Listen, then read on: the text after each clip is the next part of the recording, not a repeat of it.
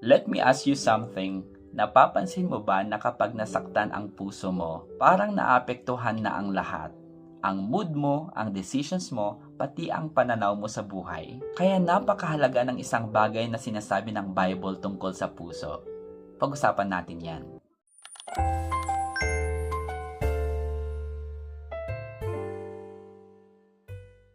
What's up everyone? Today, let's talk about guarding our hearts. Sa buhay natin, maraming bagay ang pwedeng makaapekto sa puso natin. May mga taong nakakasakit, mga words na hindi natin makalimutan, mga disappointments na hindi natin inaasahan. Minsan, isang experience lang ang kailangan para magbago ang pananaw natin sa mga tao o sa buhay. Kapag nasaktan ang puso natin, mas nagiging cautious tayo. Minsan, nagiging bitter.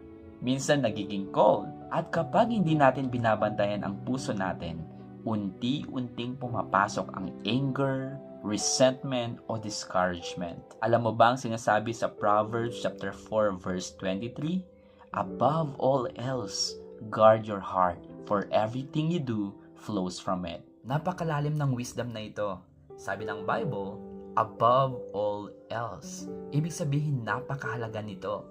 Why? Because everything flows from the heart. Ang attitude mo, ang reactions mo, ang decisions mo, pati ang relationships mo. Kapag ang puso mo ay puno ng negativity, naapektuhan ang buong buhay mo. Pero kapag ang puso mo ay naka-anchor kay God, nagkakaroon ka ng peace kahit may challenges.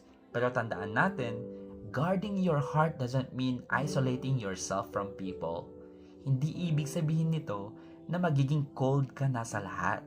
It means being wise about what you allow to influence your life. May mga bagay na pinapakinggan mo, may mga taong pinapapasok mo sa buhay mo, mga thoughts na hinayaan mong manatili sa isip mo. So listen to this. Kapag ang iyong puso ay nakafocus kay God, mas nagiging stable ka emotionally.